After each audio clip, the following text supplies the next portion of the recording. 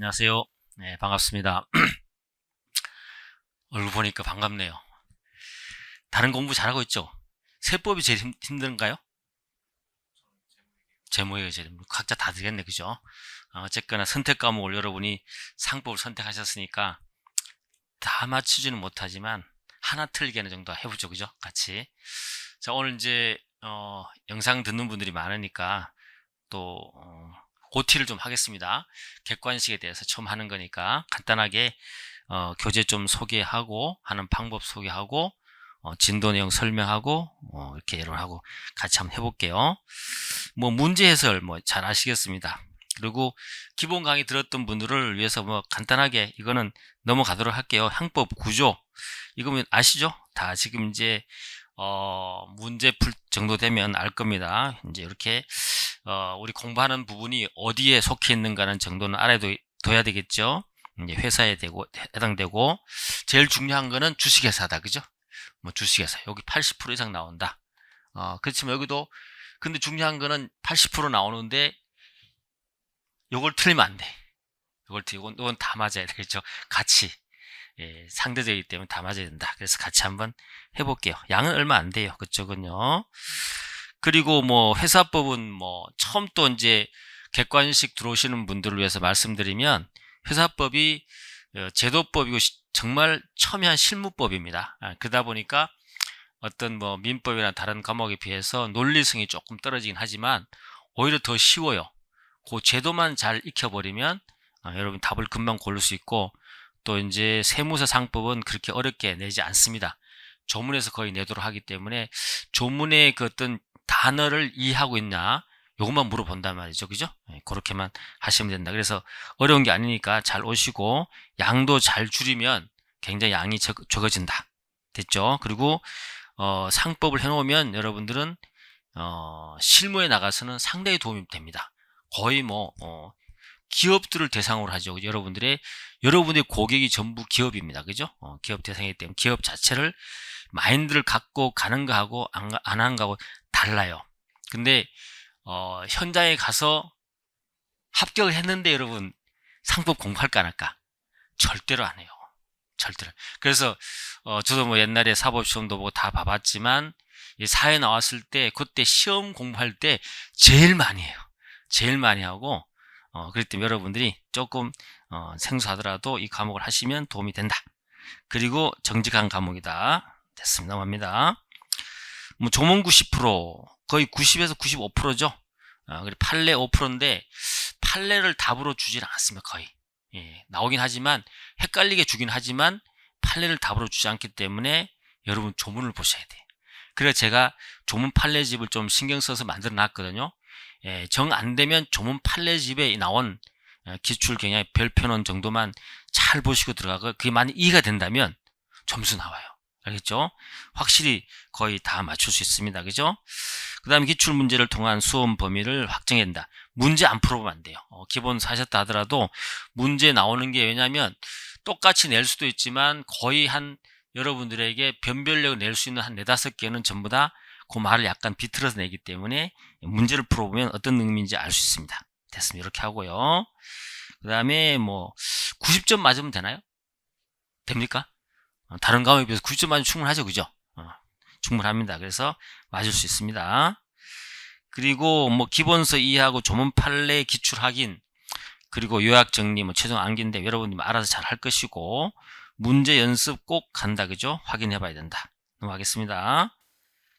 그 다음에 이제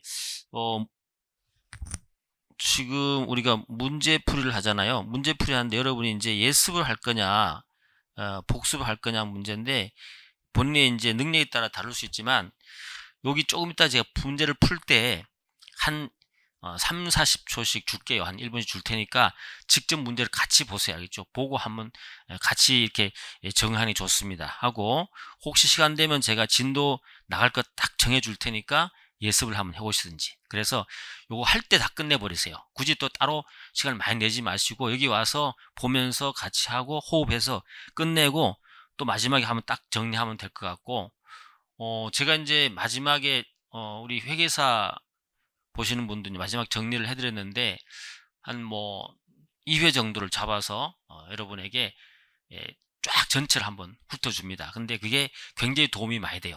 마지막에 혼자서는 그 몇 시간 만에 여러분 혼자 잘 안 끝내지거든요. 중요한 거 나올 거 제가 여러분 마지막 정리를 무료로 해드릴 테니까 그때 꼭 한번 들으시고 알겠죠? 그러면 됩니다. 그러면 뭐 한 서너 번 하고 들어가면 됩니다. 됐죠? 그렇게 진도 나간다.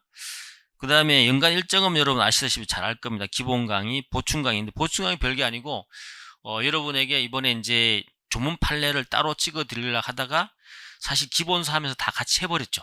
그래서 안 찍은 거야. 같이 해버렸기 때문에 여러분들은 보충 강의가 이미 해버린 거죠. 그리고 암기장을 만들려 해봤는데 필요 없어. 조문 판례면 충분히. 그리고 옥상 오게 책을 자꾸 만들고 그죠? 그런 거 들고 다니지 마시고 조문만 보시면 조문만. 정말입니다. 그죠? 제가 출제를 해봤기 때문에 조문 우리 조문 갖고 해요. 조문 딴 거 안 해요. 조문 안 하고 판례도 우리가 생각나는 거 하지 거기에서 다른 게 인터넷 연결이 안 되기 때문에 새로 찾아보지는 못해. 알겠죠? 조문, 그죠? 그 따라오시면 된다. 문제 강의, 제가 이제 오늘 지금 하는 것이 이제 문제 강의입니다. 그죠? 기출 문제하고 나올 만한 예상 문제를 좀 몇 개 넣어놨으니까 같이 한번 보시면 될 겁니다. 자, 모의고사 여러분 있을 거예요. 그죠? 그거 한번 꼭 응시해 보시고. 됐죠? 응시해 보시고 자기의 기준을 판단하면 된다. 그리고 마지막에 최종 정리 있죠? 제가 여기에서 한번, 뭘 할지 모르지만 지문으로 만들어 드릴지 아니면 아예 여러분들은 저랑 같이 했던 분들은 조문집을 중요한 걸 가지고 하나 짚어주면 그게 더 나을 수도 있을 것 같아요. 그죠? 한번 고민해 보겠습니다. 그래서 최종 정리 해드릴 때 하면은 벌써 한 3, 4회도 한 거잖아요. 그죠? 그렇게 하시면 됩니다. 넘어가시고, 강의 중요 내용이다. 별거 없습니다. 한번 보시고 여러분들이 조문 판례 같이 갈 거냐 하는 부분인데 조문 판례집도 갖고 오십시오. 가면서 중요한 조문은 또 이렇게 중간중간 한번 짚어보는데 그게 너무 중요해요. 왜냐하면 하나하나 짚어보지만 다를 안 보더라도 여러분 머릿속에는 자꾸 이렇게 전체가 흐름이 오는 거거든요. 공부는 흐름이 굉장히 중요해요. 마지막에 왔을 때는 특히나 시험 볼 때 세부적인 거 내가 모른다 해서 절대로 스트레스 받을 거 없어요. 시험은요 전체 흐름 속에서 몰라도 맞출 수 있는 게 많아요. 흐름을 자꾸 파악할 수 있어야 돼요. 그죠? 그래서 처음부터 마지막에 올수록 처음부터 끝까지 가는 게 중요한 것이지 세부적인 거 내가 뭐 요거 때문에 있으면 안 돼요. 그러면 큰일 나는 거죠. 확률상도 그래요. 알겠죠? 그래서 올수록 처음부터 끝까지 중간에 좀 빠졌다 하더라도 처음부터 끝까지 가는 연습을 계속 하시면 시험에는 굉장히 도움이 많이 된다 말씀드리고 그래서 좋은 판례 가져오시면 제가 체킹을 몇 개씩 하면서 복습합니다. 같이 함께 해보겠습니다.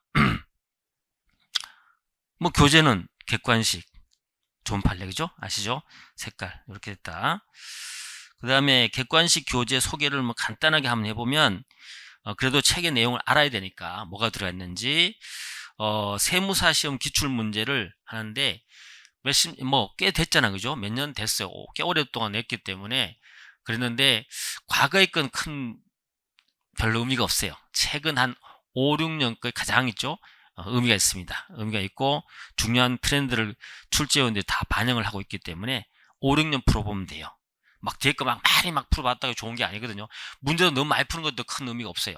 내가 푸는 초점과 거기에 포인트가 뭔가지만 정확하게 파악하고 있으면 그 다음부터는 반복해야 됩니다. 딴 거. 왜냐하면 확률상 문제에서만 다 나오는 게 아닐 수 있거든요. 다른 데서 빠질 수 있기 때문에. 그래서 5년이면 충분하니까 5년. 그 다음에 회계사 부분 5년 넣었어요. 왜냐하면 저도 회계사도 뭐 출전 가봤지만 양쪽 번갈아 가면서 같이 거의 유사합니다. 거의 유사하고 같은 분들이 들어가기 때문에 같이 보는데 이제 약간의 이제 뉘앙스가 다르게 느낌이 나오는데 그걸 봐야만이 다른 측면에서 그 지문을 볼 수 있기 때문에 두 개는 같이 보는 게 굉장히 중요합니다. 사실은. 왜냐하면 같은 지문도 다른 방향으로 내거든요. 그러면 그걸 여러분 이 제도의 느낌을 받을 수 있기 때문에 제가 그 5년씩 10년치 넣었습니다. 자, 그 다음 됐고요. 중복 문제는 많이 제외했고요. 최대한 많은 문제를 수두룩 했습니다. 또 해설은 간단하게 했습니다. 아주 간단하고 했고 그 다음에 정답이 되는 지문과 키워드 밑줄을 했고요. 최신 판례는 작년 12월까지 다 넣었기 때문에 여러분들에게 충분합니다. 그 다음에 최신 판례는 어떻게 했냐면 예상 문제로 집어넣었어요. 그러니까 그렇게 하면 될 것 같고요. 넘어가겠습니다. 그 정도. 그 다음에 뒤쪽에 제가 1부, 2부 그래갖고 진도별하고 전범위 나눴습니다. 그래서 1부는 진도별은 제가 해설할 거고요. 그 다음에 전범위는 정말 실전 그대로 그 문제니까 여러분들이 마지막에 한번 풀어보세요. 그러면 거의 다 맞아야 돼. 왜냐하면 거기 있는 내용들을 우리 진도별로 다 한 거기 때문에. 그 시험장 가셔도 그대로 나올 거예요, 아마. 여러분 별거 없는 거 알겠죠? 이거 반복하는 거예요. 새로운 거 절대 하시면 안 돼요. 지금 와서 뭐 새로운 거 자꾸 가르쳐 주면 안 됩니다. 그죠? 그렇기 때문에 진도별 보고 한번 쫙 한번 풀어보세요. 자신감이 생길 거예요. 한번 어떻게 나오는가. 그래도 많이 틀리다. 그럼 여기서 진도별 할 때 내가 잘못 알고 있는 거야. 그때는 빨리 그건 확실히 체킹해야 되는 거 알죠? 체킹용으로 이 전범위를 꼭 풀어보세요. 여기 있는 거 거의 그대로 있는 거니까 보시면 된다. 똑같은 문제라도 다르게 풀릴 수 있다. 됐습니다. 나머지 뭐 됐고 여러분 보시도록 하고요. 뭐 문제는 이렇게 됐다는 것이고 조문 판례는 다시 소개하지 않겠습니다. 그 다음에 처음 듣는 학생들을 위해서 단톡방 운영하는데 여러분들 들어오세요. 들어오셔서 있으면 합격할 때까지 꼭 들어와 있으면 언젠가는 도움이 됩니다. 중간중간 제가 또 이렇게 여러분들 이제 시간이 촉박해서 제가 안 찍어줬는데 회계사 같은 경우는 이 조문 판례를 영상으로 찍어서 유튜브에 올려주거든요. 듣기에 좋습니다. 30분짜리. 근데 여러분 이제 시간 끝나고 다음에 이제 찍어줄 건데 하여튼 활용 많이 하시고 질문 하시면 됩니다. 카톡방 오시도록 하고요. 그 다음에 넘어가겠습니다. 자, 요 강의 내용 있죠. 요거 만약에 여러분 예습을 해오려면 이렇게 오시면 돼. 제가 딱 8회로 양을 많이 안 잡았어요. 다른 데 보면 강의 좀 꽤 길게 하던데 그럴 필요가 없어요. 8회면 충분하니까 8회로 했는데 그 1회는 그 페이지 다 적어놨으니까 거기까지 여러분들이 해오시면 돼.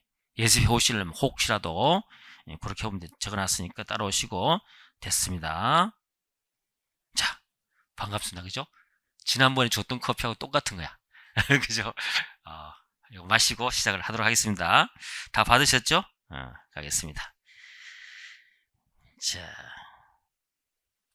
가보시고 이제 교재를 한번 펼쳐보실까요? 펼쳐보시고 이 시간은 여러분이 헛되게 보내면 안 돼요. 강의 시간은 여러분이 강의 그냥 듣고 와서 또 복습해야지 이런 개념 갖지 마시고 저랑 같이 이제 공부하면 되는 거예요. 하면서 머리를 확확 돌려야지 맹하게 앉아있으면 사실 시간 낭비예요. 알겠죠? 여러분 다른 과목 뭐 많잖아요. 과목. 이러면 무섭더라. 세법 같은 거. 우리는 잘 몰라요, 그거. 알겠죠? 법만 잘 알지, 숫자 잘 몰라요. 무섭습니다. 네, 여러분, 그런 거 다 해야지 하는 거죠? 상법에는 최소한 시간을 줄여보도록 하겠습니다. 자, 1번 문제 한번 볼까요? 1번 문제 여러분들 문제를 풀어봅니다. 한번 보세요, 지금. 직접 현재 자기 문제를 보고 풀어보세요. 그걸 보고, 문제집. 아직 도착이 안 했군요. 그렇군요. 그러면 오늘은 이렇게 같이 하는 걸 하고, 회계사 학생들한테도 그렇고, 이제 변실을 제가 강의하고 있는데, 학생들이 같이 짧게 3, 40초, 있죠. 문제 한 1분 동안 풀어보는 게 굉장히 도움 많이 됐대요. 빠르게, 여기 현장에서.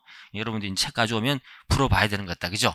자, 첫 번째, 우리가 뭘 할 거냐면, 회사인데, 상법상 회사에 대해서 일장에 나올 거예요. 통칙이 나오는데, 이 통칙 부분은 항상 시험에 나와요.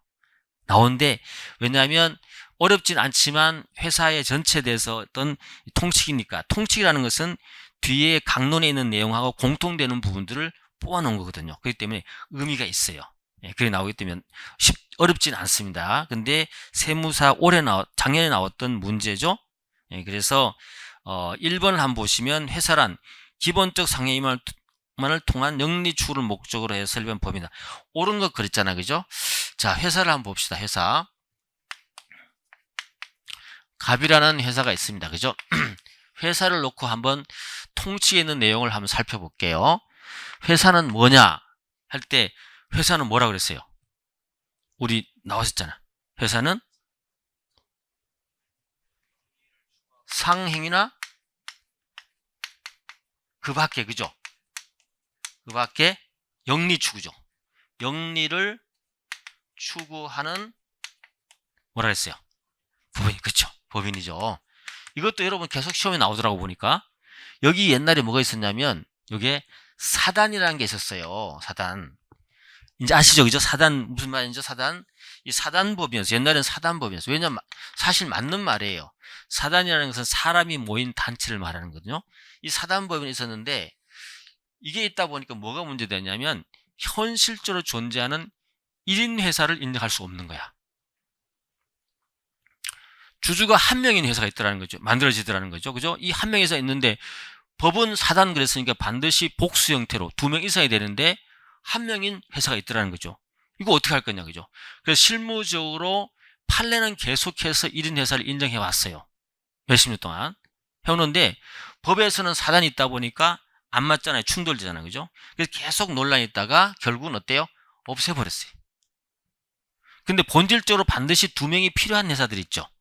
그 회사는 어떤 회사예요? 그렇죠. 한 명 합자회사는 그대로 놔둔 거죠. 그건 반드시 필요합니다. 그래서 요게 없었다, 그죠? 그래서 1인 회사가 존재하게 되는 거죠. 요거 꼭 기억하세요, 그죠? 자주 나온다. 그래서 회사의 통치의 첫 번째 시험에 자주 나오는 건 뭐냐면 이 개념입니다. 개념. 알겠죠? 개념 물어봅니다. 그래서 나오는 것이 뭐냐면 여러분의 시험에는 잘 안 나오죠. 안 나오지만 지문으로 한두 개 더 할 수 있어요. 그게 뭐냐면 요 개념과 관련해서 나오는 거예요. 법인은 그랬잖아, 그죠? 법인에서 나오는데 사단이 빼버리니까 뭐가 되는 거야? 1인 회사가 존재하는 거죠.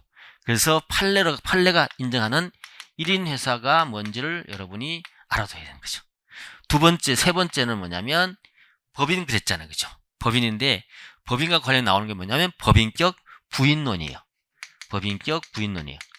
그래서 알고는 있어야 돼요. 왜냐하면 지문에 나왔을 때 이게 처음 듣는 소리라 그러면 헷갈려가지고 당황스러울 수 있거든요. 그래서 여기 나올 때, 개념 나올 때 요걸 배우셔야 된다. 그죠? 꼭 알아둬야 된다.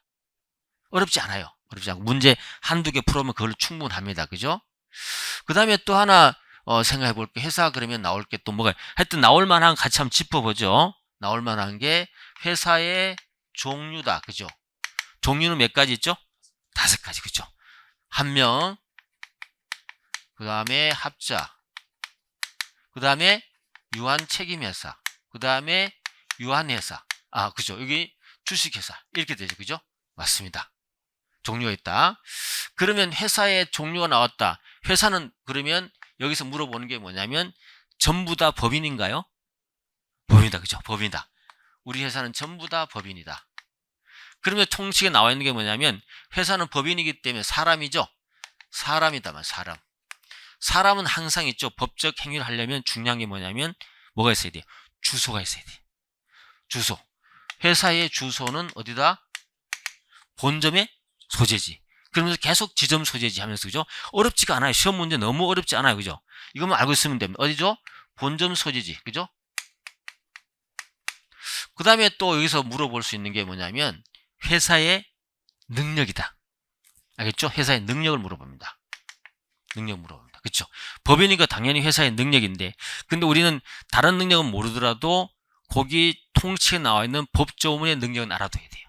법조문을 알아둬야 되는데 근데 이 능력은 권리 능력 그래고 사람처럼 다 능력이 있고 자연인하고 달라요. 알겠죠? 자연인하고 다릅니다. 그래서 자연인이 갖고 있는 상속이라든지 뭐 유언이라든지 뭐 기타 등지 이런 거는 돼 안 돼요? 안 되죠. 그죠? 근데 뭐는 된다? 유중은 돼요. 명예권, 유중 이런 거 다 있습니다. 알겠죠? 명예권, 유중 이런 것들은 다 있습니다. 능력이 있어요. 그 다음에 이제 이 능력이 있는데 좋아요. 사람처럼 능력이 있다. 그거 하나 두시고 이 능력을 제한을 합니다. 우리 능력을 함부로 제한하면 안 되거든요. 근데 뭘로 제한할 수 있냐면 정관으로 제한할 수 있죠. 그죠? 이거 시험에 나왔죠? 정관 제한할 수 있습니다. 두 번째는 뭐죠? 법률로 제한할 수 있어요. 법인의 권리 능력은요, 정관으로 제한할 수 있고, 법률로 제한할 수 있어요. 요것도 시험 다, 제가 하는 거 전부 시험 답입니다. 답 알겠죠? 정관으로 제한한다? 정관으로 제한하는데, 우리 회사법에는 정관으로 제한한다는 규정이 없어요. 근데 판례가 있는데 여러분 지문이 나와. 지문이 판례로 나오는데, 어떤 거냐면 정관으로 민법에 가면 법인에 대해서 자세히 나오거든요. 그 민법의 규정을 준용을 해요. 준용하는데 민법의 정관은 정관의 목적 범위내가 되는데 상법은 어때요? 목적 범위내 플러스 목적을 어때요? 달성할 수 있는 범위가 넓어집니다. 이렇게 달성할 수 있는 범위내까지 확대되는 거죠. 요거 목적 달성할 수 있는 범위내로 확대되는 거죠. 그래서 정관으로 제한할 수 있는데 이렇게 한다는 것이고 법률로 제한하는 거 아주 자주 나와요. 통치에 나온다 그러면, 자, 법률로 제한한 거 딱 두 가지 있다 그랬죠. 첫 번째. 그렇죠. 청산했을 때. 예, 다시 말해서 청산했을 때인데 어떤 경우죠? 이게 해산했을 때죠. 그죠? 해산했을 때 해산에 가보면 법률의 규정에 있었죠.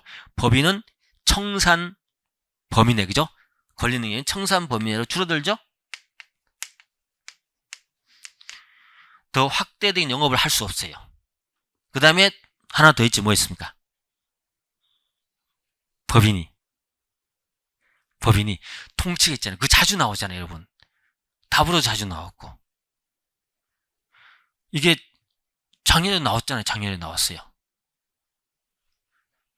아니고요. 가보면 법인은요, 회사는 다른 회사의 무한 책임 사원이 될 수가 없어요. 계속해서 반복해서 나와요. 알겠죠? 그러니까 이걸로 갖고 응용을 합니다. 이제는 또 응용을 해요. 어떻게 응용하냐면 무한 책임 사원이 될 수 없다 그러니까 그러면 법인은 주식회사의 주주가 될 수 있을까요? 없을까요? 될 수 있는 거죠. 이건 유한 책임 사원이잖아. 가능한 거죠. 그럼 법인은 무한 책임 사원, 다시 말해서 한 명 회사의 사원이 될 수 있을까요? 안 될까요? 한 명 회사 사원 돼야 안 돼요? 안 되는 것이. 아시겠죠? 그러면 주식회사는, 자, 회사는 어때요? 법인은 유한 책임회사의 사원은 될까요? 될 수 있습니다. 그죠? 됐죠? 이렇게 응용합니다. 책임사원은 될 수 있다. 됐죠? 여기까지 해주면 돼요. 여러분 넓게 확대해서 나오지도 않아요. 근데 살짝 이제 요걸 약간 응용해서 계속 나오게 되는 거니까 알아두시면 된다. 그 다음에 또 한번 제가 두서없이 해본다면 회사는 합병할 수 있다 그랬죠? 합병. 통치에 나온 것만 한번 검토를 해보자는 거죠. 합병할 수 있습니다. 합병할 수 있는데 합병 원칙이 나와 있어요. 합병 원칙. 합병하면 어떻게 한다 그랬어요? 첫 번째는 네? 합병. 그렇죠. 원칙은 자유다. 그죠? 자유인데 어떻게 한다? 제한을 두고 있었다. 그죠? 제한 규정이 뭐예요? 그렇죠. 존속, 만약에 합병을 한다 하면 어때요? 존속 회사를 어때요? 합병 회사, 그죠? 합병, 예를 들면 A하고 B하고 합병하는데 이건 소멸한다. 그죠? 존속한다. 이걸 존재하는 걸로 합병할 수 있다. 그죠? 요거. 그 다음에 또 합병과 관련해서 나오는 게 있죠. 뭡니까? 합병을 하잖아요. 합병을 하는데 합병은 두 가지 형태가 있어요. 신설합병이 있다 그랬죠. A, B 해갖고 새롭게 뭐예요? C라는 회사를 설립한다. 그죠?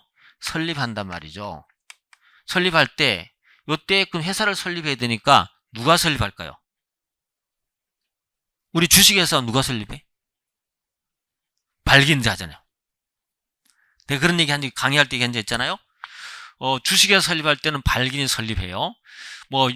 한 명에서 합자회사는 그냥 사원들 해요. 발기인이란 말을 안 붙여요.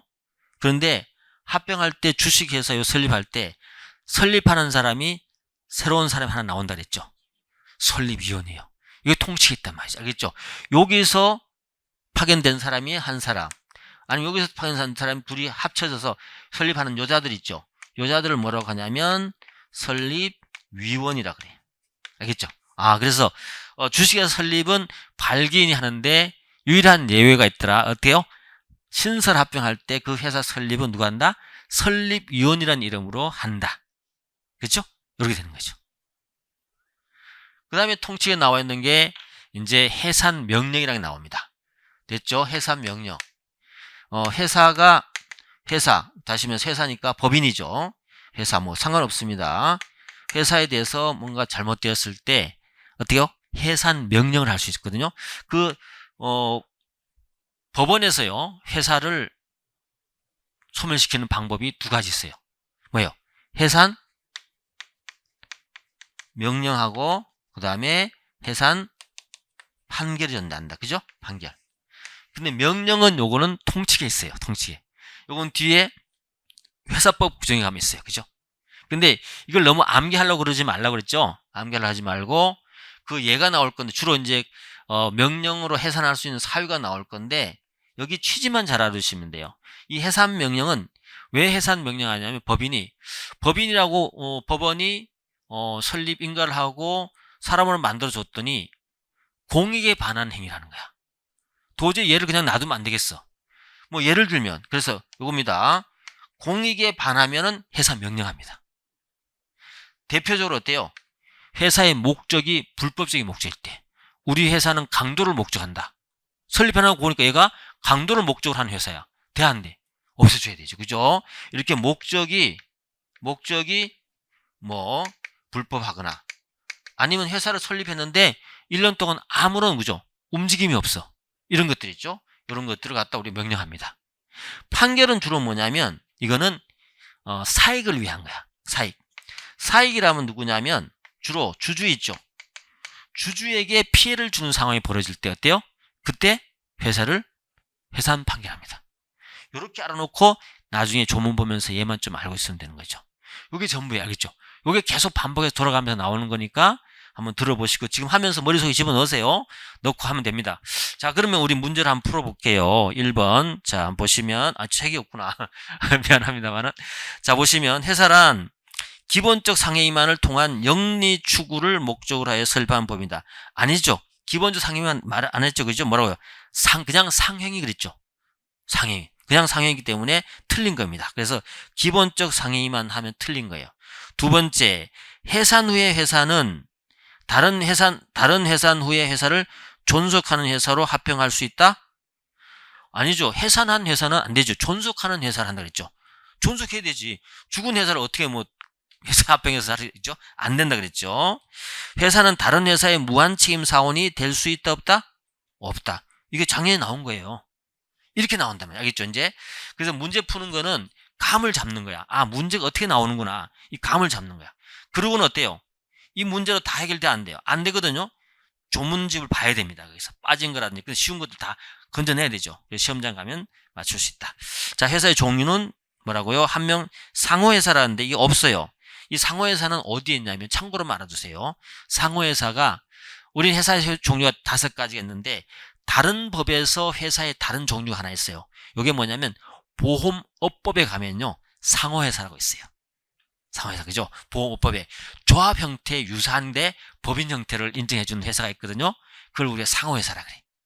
여기서 말하는 회사는 아니죠, 그죠? 됐다, 그죠?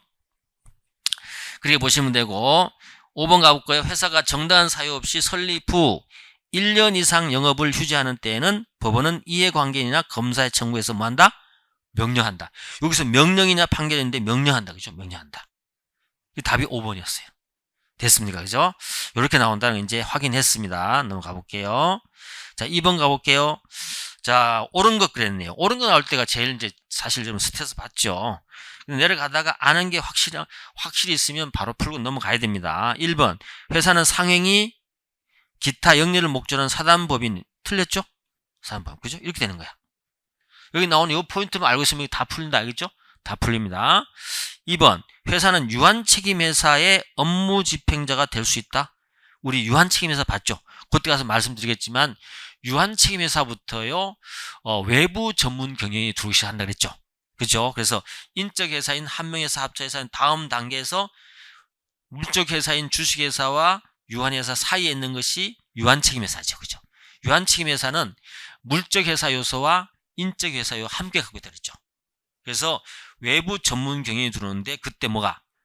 전문 경영으로서 법인도 할 수 있다고 정관의 절대적 개성이 있다고 말씀드렸죠. 그죠? 그겁니다. 그래서 맞는 거죠. 이게 확실히 하나 나왔다. 빨리 넘어가야 되는 거죠. 그래서 할 수 있습니다, 여러분. 그 다음에 회사는 주식회사의 주주가 되지 못한다. 되죠. 틀렸다. 회사는 해산 등기를 한 때에 권리 능력이 소멸합니까? 그 범위로 줄어든다 그랬죠. 다 풀리죠, 그죠? 다 풀리면 소멸하는 게 아니야.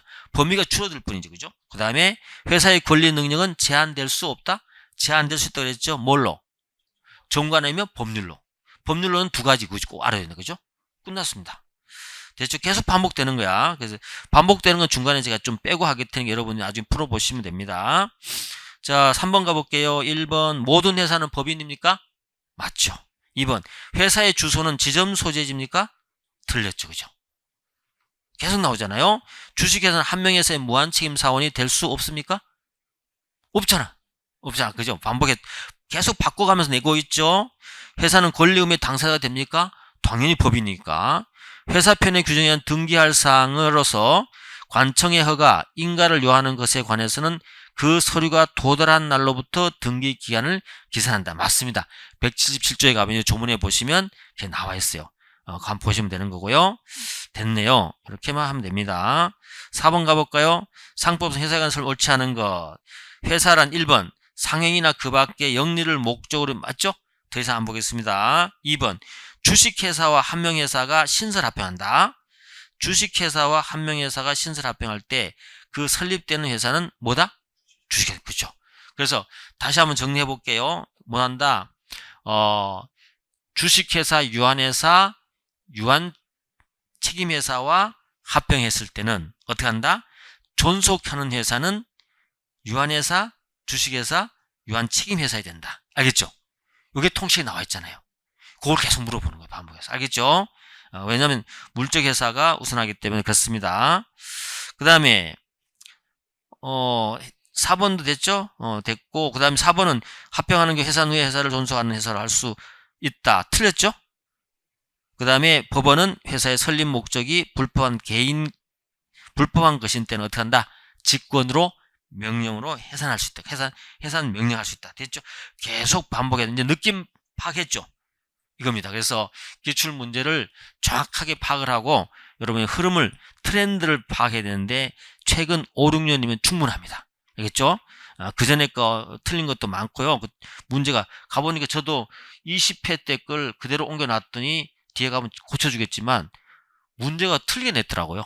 틀리게 냈는데 저도 그걸 믿었더니 믿은 잘못이 내가 잘못이지 틀리더라고요. 그죠? 자, 5번 가볼게요. 다음 중 회사에 관한 설명 옳지 않은 거 해보겠습니다. 이건 보충 문제라고 보충 똥똥 돼 있잖아요. 그죠? 이거는 제가 빠져있거나 그동안 출제 안 됐거나 이렇게 중요한 지문을 넣어놨기 때문에 여러분들이 확인하셔야 돼요. 꼭 알겠죠? 좀 추가로 나올만 한다면 이런 것들이니까. 1번 우리 상법상 1인 회사는 한명회사 합자에 있어서는 인정되지 않지만 주식회사 유한회사에는 인정되고 있다? 맞잖아요. 그죠? 됐죠? 그리고 1인 회사 다시 한번 정리 한번 해보면 1인 회사 하여튼 여기서 다 끝내야 됩니다. 여기 다 끝내고 여기서 암기하고 가고 제가 한 얘기에서 다시 하면 나오니까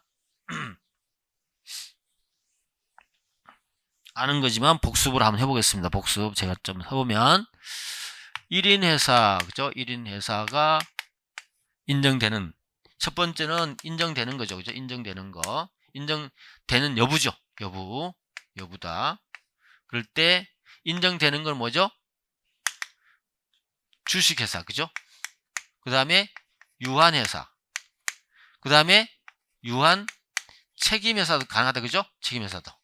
유한책임회사도 1인 회사 인정합니다. 그죠? 그대로. 그 다음에 인정되지 않은 회사는 한명회사하고 합자회사. 그죠? 계속 여기서 암기한다. 근데 한명회사 합자회사는 이걸 하면서도 알아둬야 되겠죠? 1인 회사가 되지 않는 근거가 뭡니까? 그렇죠. 그렇죠. 뭡니까 이게? 우리가 이런 말을 썼잖아요. 제가 이런 말을 표현해줬죠? 한 명의 사원은 어때요? 2인 요구하는 것은 어디 있다? 성립뿐만 아니라 어때요? 존속 요건이라고 했잖아요. 존속 요건. 회사의 존속 요건이라고 했어요. 회사 설립할 때 반드시 2명 이상이 된다. 그죠? 알겠죠? 2명 이상이 된다. 그 다음에 회사가 살아가면서 어떻게 돼요? 2명 이상이 된다. 그죠? 그래서 한 명에서 합자에서는 법적으로 어떻게 한다? 2명을 요건을 하고 있다. 어디에? 성립하고 존속으로. 됐죠? 그리고 만약에 한 명 합자회사가 존속 요건이기 때문에 2명 있다가 1명으로 바뀌었다. 그럼 어떻게 되죠? 그렇죠. 해산사유 한다. 그죠? 해산사유다. 그럼 끝난 거죠. 됐다. 그죠? 뭐, 일단 이 정도 알아두시면 될 것 같고. 그 다음에 두 번째, 1인 회사 나왔잖아요. 그죠? 1인 회사 그러면 여러분들이 알아둬야 되는데, 언제 1인 회사가 발생하느냐? 1인 회사. 근데 1인 회사의 개념만 알아두시면 돼요. 개념만 알아두시고, 그 다음에 취지만 알아두시면 됩니다. 왜 1인 회사를 인정하게 됐는지 취지만 알아두시면 돼요. 취지. 개념은 어떻게 한다? 1인 주주가, 그죠? 1인 주주가 주식을 전부 소유하고 있는 거죠. 1인 주주가 전부 주식을 소유하고 있는 거다. 그런데 3인 주주, 복수의 주주가 있다. 복수 주주가 있다 하더라도 어떻게 한다? 실질적으로 1인이 소유하고 있으면, 그죠? 실질적으로 1인이 소유하고 있으면 이것도 뭐라 그랬어요? 1인회사가 있죠. 이해됐죠? 1인회사다.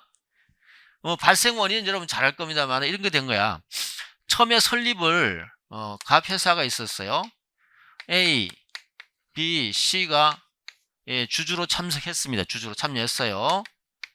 그래서 A가 80%의 주식을 소유하고 10% 갖고 있다. 그죠?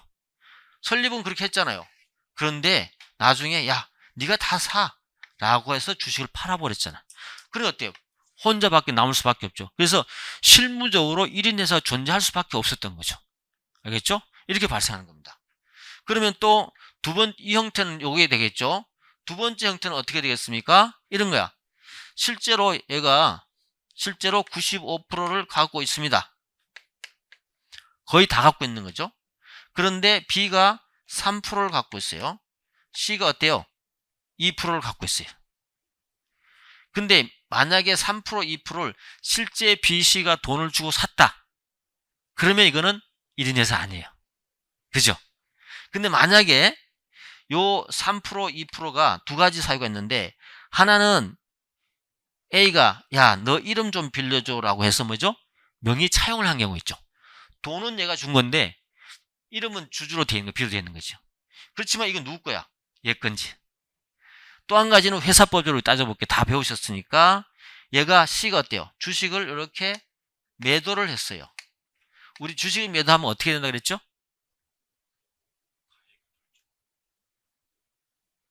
아니고 매도했을 때는 해야 되는 것은 대항 요건으로서 뭐 해야 된다 그랬어요?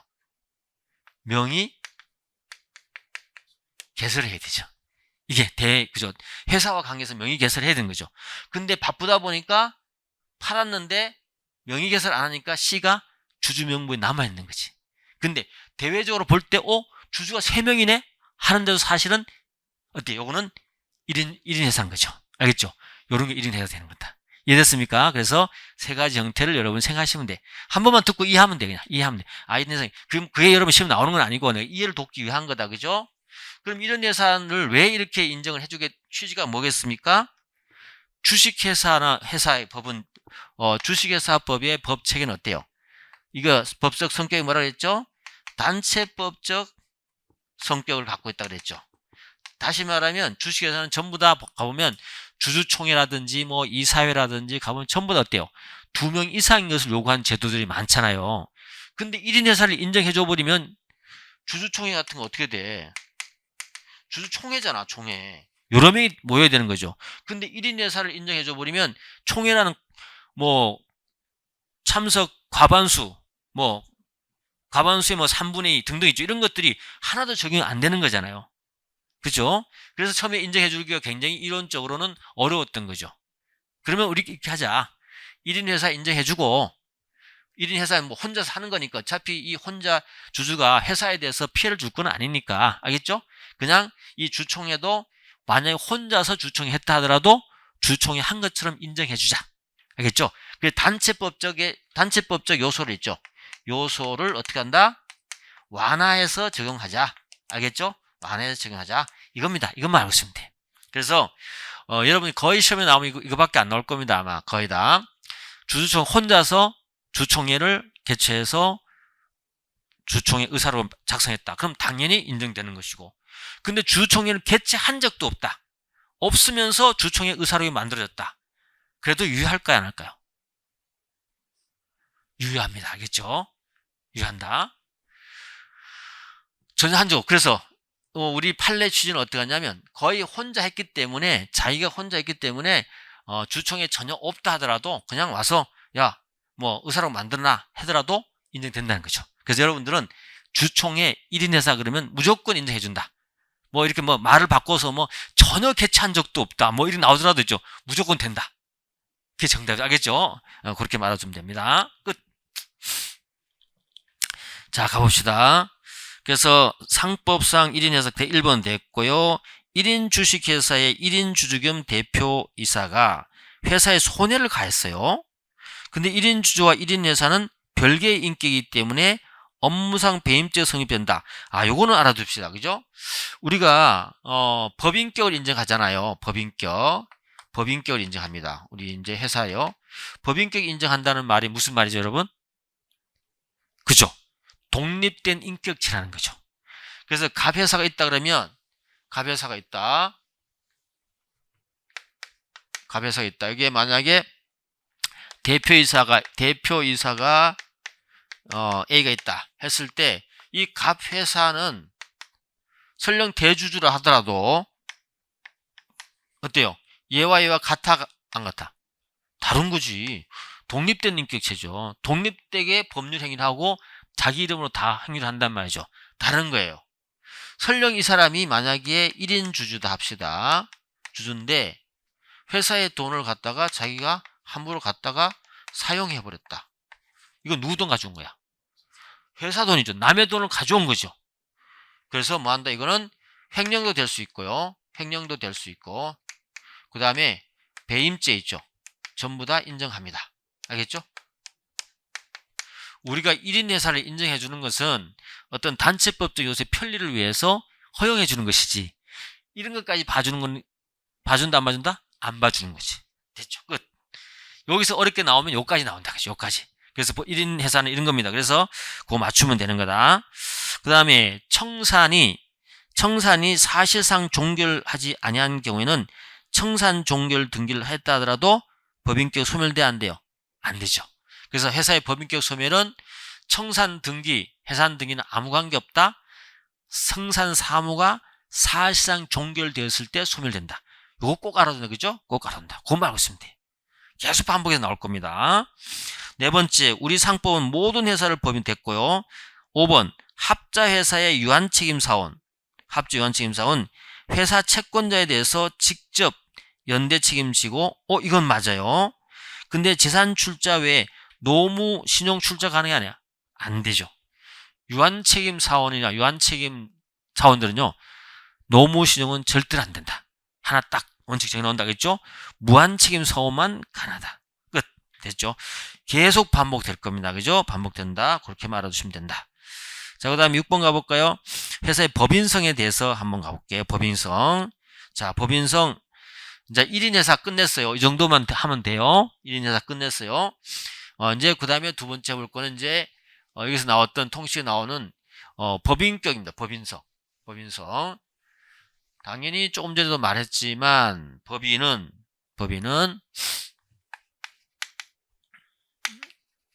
회사, 법인이죠. 법인이다. 독립된 인격체다. 그죠? 독립된 인격체다. 그래서, 뭐, 이렇게,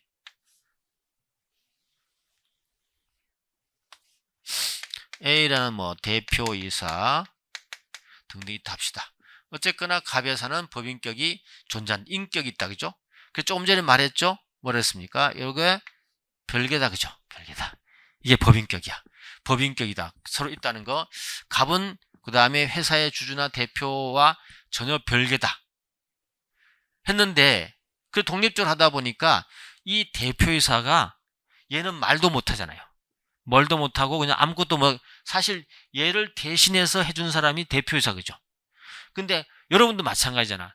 특히나 이제 우리가 자연인도 마찬가지인데 법정 대리인 존재하잖아요. 그죠?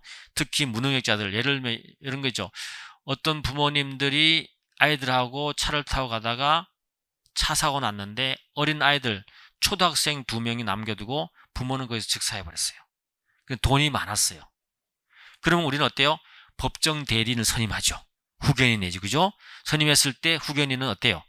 그 아이를 그 돈 엄마 아빠가 남겨놓은 돈으로 교육도 시키고 다 해줘야 되겠죠. 그런데 나쁜 마음만 먹으면 어떻게 돼요? 얘가 아무 말도 참 어리고 아무것도 모르기 때문에 어때요? 내가 마음대로 남용하고 사용할 수 있겠죠. 똑같습니다. 그래갖고 후견인을 감독하는 제도 또 나왔어요. 옛날에 그 외삼촌이라는 사람이 있었는데, 실제 있었는 사건인데, 외삼촌이라는 사람이 자기의 그 어떤 조카들 있죠. 조카들의 그 남겨놓은 돈을 주식 투자하고 다 날려버리고 애들 학교도 안 보내고 밥도 안 줬어요. 이게 사회적으로 문제가 크게 됐었어요. 그런 일이 자주 벌어지다 보니까 어떻게 돼요? 요즘에는 제도가 바뀌어갖고 이 후견인을 다시 감독하는 후견인 감독인을 두고 있습니다. 얘가 제대로 감독 안 하나. 알겠죠? 그런 게 있습니다. 그래서 어쨌거나 마찬가지로 이 갑회사는 어때요? 어린아이처럼 아무 말도 못해요. 얘가 대신 해준단 말이죠. 그럴 때 남용할 수 있다는 거죠. 그래서 가장 제가 대표적 예를 든 게 뭐냐면 K은행으로부터 돈을 10억을 빌렸다. 빌릴 때에는 독립된 인격자이기 때문에 갑 이름을 빌리는 거죠. 빌려옵니다. 근데 누가 갖겠어요? 얘가 갖겠죠. 근데 나중에 어때요? 돈을 살곰살곰 다 유용해버렸죠. 그래서 K는 어때요? 돈 받으러 갈 때 일로 가야 되겠죠. 가보니까 돈이 없네. 근데 알고 보니까 얘가 다 빼돌린 거 보이네, 느낌이. 그럼에도 어때요? 직접적으로 달라고 할 수 없어요. 없는 거지. 왜? 독립된 법인격, 독립된 그죠? 자기 이름 안 했잖아요. 얘 이름을 했으면 달라고 하겠지만, 이럴 때 우리가 어떻게 한다? 법인격을 잠시 부인한다는 거죠. 됐죠? 그래서 부인한다는 말은 무슨 말이에요? 이렇게 하는 거야. 갑과 A가 어떻게 한다? 같다. 그 말이에요, 그 말. 그래서 같게 만들어서 어때요? 요 문제, 요 돈 빌려간 요 문제를 해결하기 위한 이론이 뭐다? 법인격 부인론이다. 근데 여러분 시험에 가끔 등장했던 게 뭐냐면, 법인격 부인론은 부인은 법인격을 소멸시키는 것이다. 맞아, 틀려? 틀린 거죠. 알겠죠? 법인격을 잠시 뭐 한다 그래요? 제한한다. 알겠죠? 제한한다 말 쓰는 거야. 이해됐죠? 제한한다. 요걸 여러분 알아두시면 되는 거야. 그래서 이제 판례가 이제 굉장히 확대를 많이 시키고, 처음에는 요 법인격 부인론이 미국 제도인데 우리나라에 들어와서 판례도 머뭇했어요. 왜냐하면 우리는 법치주의잖아, 그죠? 법의 규정이 있어야만이 하는 것이거든요. 웬만하면 판례는요, 법의 규정이 없으면 판례를 잘 안 하고 굉장히 머뭇합니다. 없었죠. 법인격 부인론도 법의 규정이 없어요. 그러다 보니까 어때요? 이거는 최후적으로 정말로 다른 거 다 정하고 안 됐을 때만 사용하는 거죠. 그러다 보니까 우리 법원도 굉장히 소극적으로 정했었는데, 지금은 어때요? 엄청나게 활발하게 정하고 있습니다. 여러분들 이제 사회 나가보면 이제 세무 업무하고 법인 해보다 보면 있죠. 이런 걸 보게 될 겁니다. 왜냐하면 돈을 막 빼돌리는 데 있죠. 이 빼돌리는 방법이 아주 다양하게 나와요.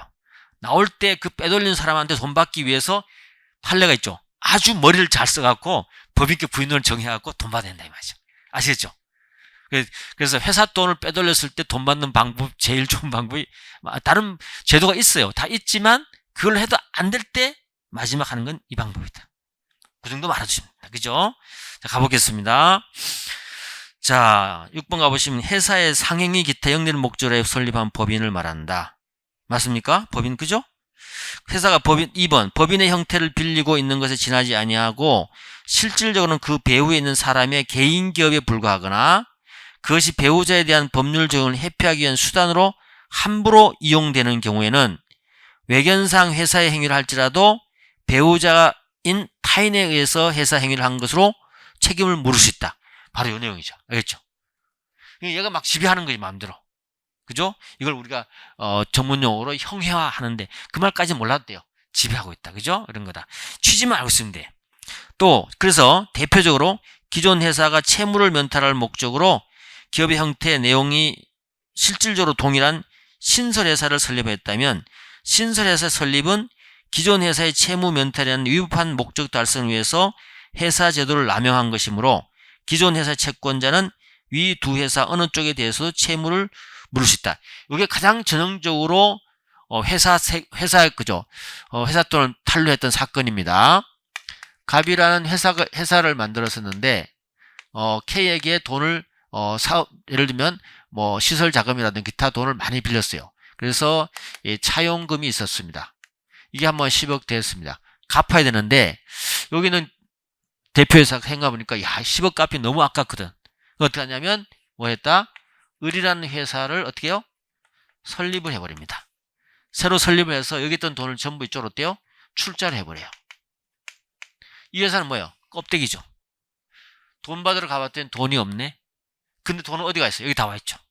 근데 돈 달라고 할 수 있어 없어요? 없지. 왜? 법인권, 별개의 법인권이니까. 얘는 그걸 갖고 이용한 거지. 근데 팔렸죠. 눈치챈 거죠. 이럴 때 어때요? 법인격을 부인하겠다. 그래서 너 돈 내놔. 그럴 때 어떻게 한다? 얘한테도 돈 달할 수 있고 얘한테도 돈 달할 수 있는 거죠. 그죠? 이게 바로 그 지문입니다. 그죠? 아주 대표적인 법인격 부인론의 내용이다. 끝. 자, 4번. 법인격 남용이 그치지 않고 나아가서 4번 가보시면 회사가 이름뿐이고 실질적으로는 개인의 영업에 지나지 않을 정도로 법인격이 형용화되는 경우에는 법인격이 박탈된다? 틀렸지. 뭐 한다 했죠? 법인격이 제한된다 그랬죠? 자, 회사와 개인이 별개의 인격 책임을 내세워서 회사 설립적 개인의 채무 부담 행위에 대한 회사 책임을 부인하는 것이 심의 정의와 형법에 반한다고 인정되는 때는 회사에 대해서 회사 설립 전 개인이 부담한 채무의 이행을 청구하는 것도 가능하다. 요게 좀 어렵죠. 요게 이제 최근에 적용한 판례 내용입니다. 그래서 한 줄 넣어놨어요. 근데 법인격 부인은 역적용인데 그냥 들어만 두세요. 어떤 상황, 한번 들어만 놓으면 뭔 말인지 알 겁니다. A라는 사람이 자연인입니다. 자연인이 K하고 거래를 하면서 빚을 많이 졌습니다. 그래서 10억이 정도의 빚을 졌어요. 근데 돈은 좀 있었어요. 근데 돈 갚기가 좀 아까웠죠. 그래서 법률 자문 해봤더니 이런 게 있습니다 라고 하는 거죠. 어떻게 한다? 갑이라는 회사를 어떻게 한다? 설립을 해버립니다. 그리고 어때요? 자기가 갖고 있던 돈을 전부 다 어때요? 일로 보내버리는 거죠. 알겠죠? 출자를 해버립니다. 가봤더니 돈이 없대 자기는. 그럴 때 우리는 아까는 어때? 법인일 때 이렇게 했잖아. 그죠? 근데 거꾸로 개인이잖아. 그죠? 개인. 개인일 때 만약에 이럴 때 이렇게도 할 수 있나 이 말이에요. 판례가 인정했어요. 알겠죠? 마찬가지로 개인 관계에서도 어때요? 이렇게 법인격 부인을 해서 어때요? 이렇게 인격이 별도 됐다는 것, 별도지만 어떻게 한다? 같게 만들어서 이렇게도 물을 수 있다. 그게 거꾸로 적용했다 그래서 우리가 이름을 붙여서 법인격 부인의 역적용이라고 말하는데 최근에 나온 판례입니다. 그러니까 판사가 어때요? 이런 판례들이 어때요? 아주 막 과거에는 돈 빼돌리는 거 이 부분에 대해서 굉장히 어려웠었는데 이제는 판례가 막 들이대기 때문에 계속 이 빼돌리는 사람들이 방법을 바꿔가면서 막 해요. 몇 가지 더 있는데 그건 설명할 필요 없고 이 정도까지만 알고 있으면 된다. 그죠? 끝입니다. 아주 여러분 정확하게 다 알고 있는 거다. 그죠? 됐네요. 그렇게 하도록 하고 첫 시간이니까 좀 쉬었다가 7번부터 나가보도록 하겠습니다. 잠깐 쉬겠습니다.